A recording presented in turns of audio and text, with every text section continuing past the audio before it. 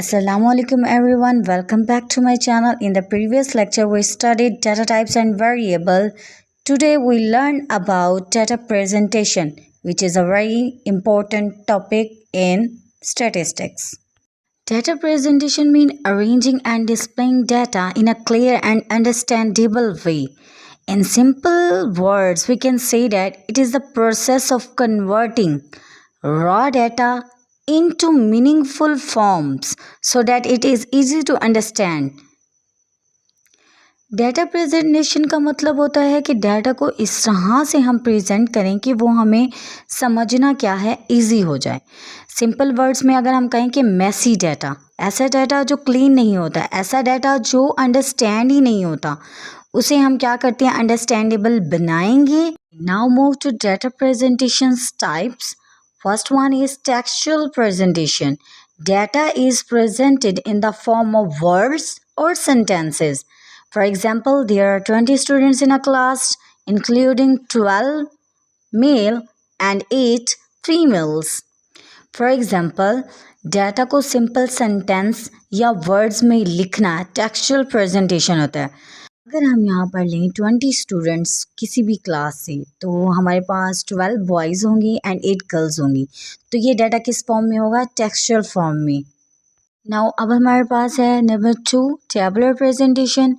Data is arranged in rows and columns. Table form, data को table की form में show करना क्या होगा हमारे पास, टेबुलर प्रेजेंटेशन. फॉर एग्जांपल, अगर हमारे पास कैटेगरीज हैं बॉयज़ एंड गर्ल्स की, तो नंबर ऑफ़ स्टूडेंट्स हमारे पास क्या होंगे, बॉयज़ का होंगे 12 एंड गर्ल्स हमारे पास होंगी 8.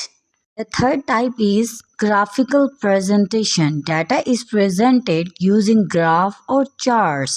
This is the most attractive and easy to understand method.